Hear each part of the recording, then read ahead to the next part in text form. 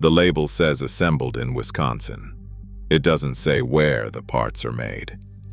When a researcher pressed Muzzy, once the #1 selling fixed-blade broadhead in America, the company confirmed its components are manufactured overseas.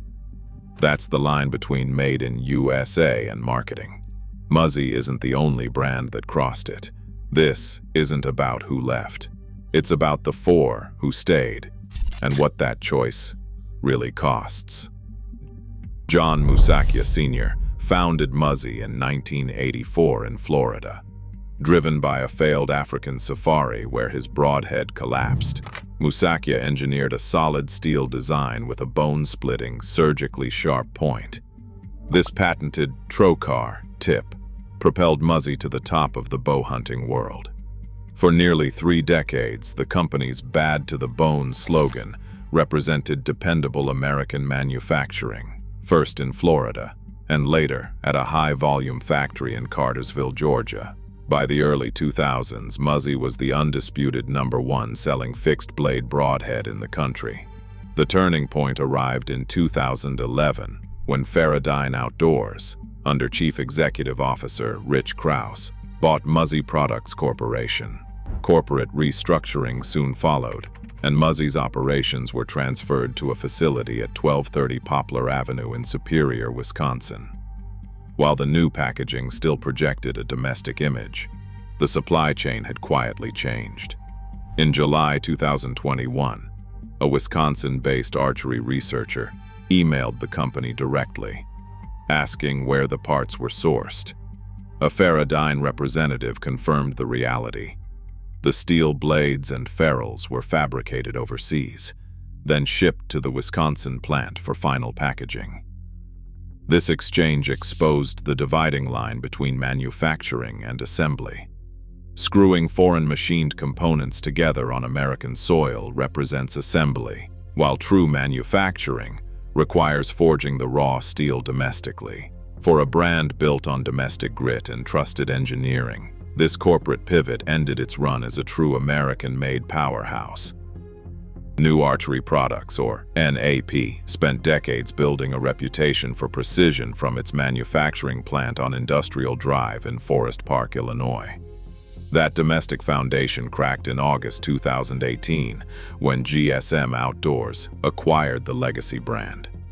Within years, the Forest Park facility was shuttered, American manufacturing jobs were eliminated, and NAP production was outsourced to overseas factories, including Chinese suppliers like Great Star Industrial.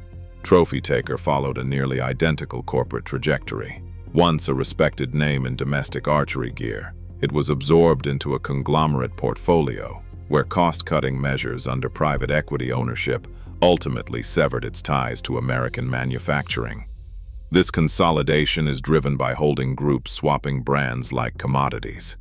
GSM Outdoors itself has traded hands repeatedly, moving through Sentinel Capital Partners, Gridiron Capital, and Platinum Equity. These acquisitions reveal a systemic strategy. Corporate buyers purchase historic brands, retain the trusted logos and familiar packaging, but quietly outsource the actual fabrication of the steel. By the time the hunter pulls the broadhead from the shelf, the legacy remains on the cardboard label, while the physical manufacturing has long since moved across the ocean. At 707 Main Street in Plymouth, Connecticut, a single factory stands as a direct counterweight to the tide of corporate offshoring. Since 1971, Wasp Archery has operated from this same domestic footprint, maintaining a continuous manufacturing run that outlasted the industry's rush toward cheap overseas labor. In 1972, this facility produced the world's first commercially available, replaceable blade broadhead, a design that permanently changed the mechanics of modern bow hunting.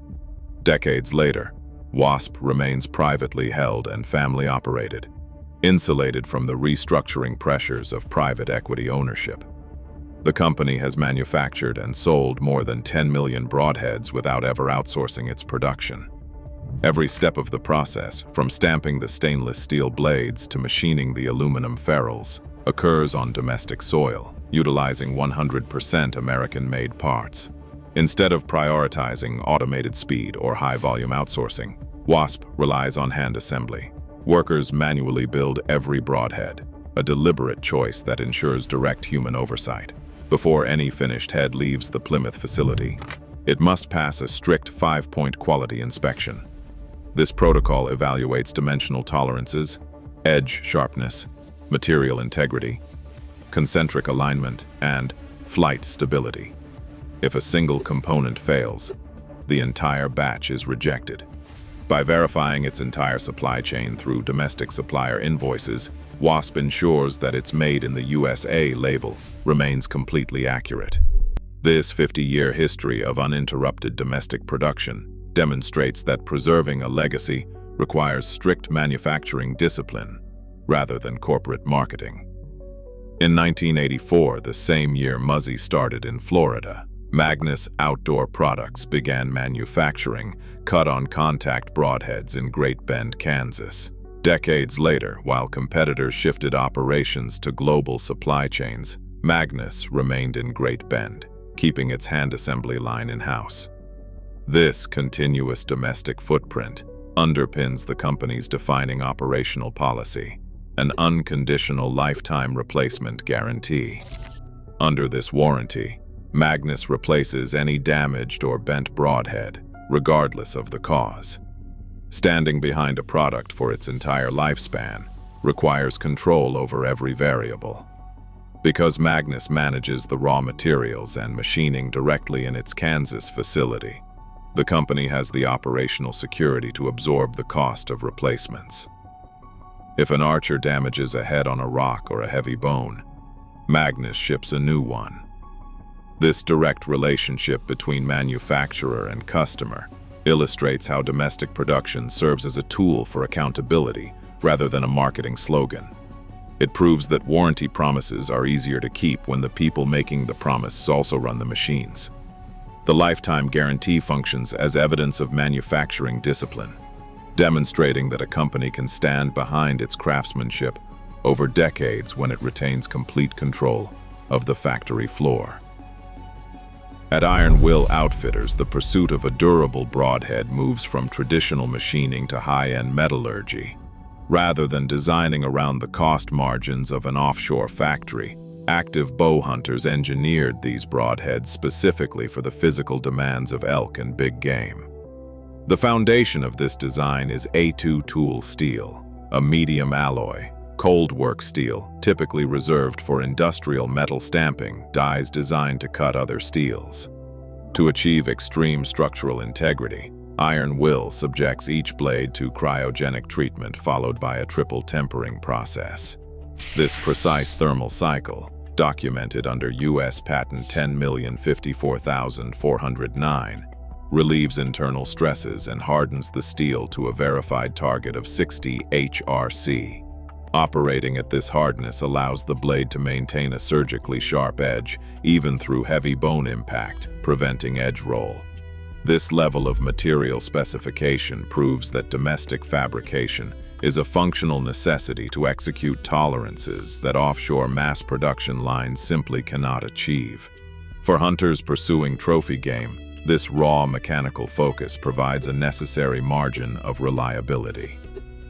American labor, domestic steel sourcing, and multi-point factory inspections create a higher retail price. That premium is the direct cost of maintaining process control.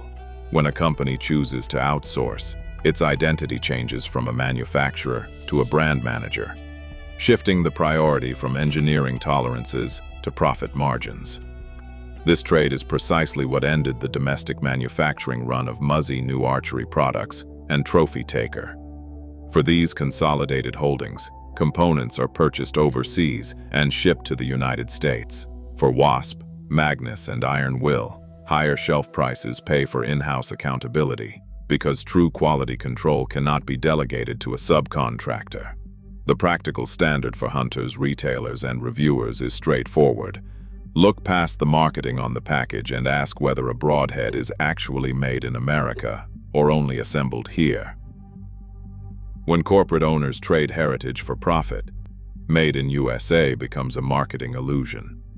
Supporting true domestic forging, where quality control and premium steel still matter, is an active choice to keep American manufacturing alive. The future of this industry rests in your quiver. Share your thoughts below.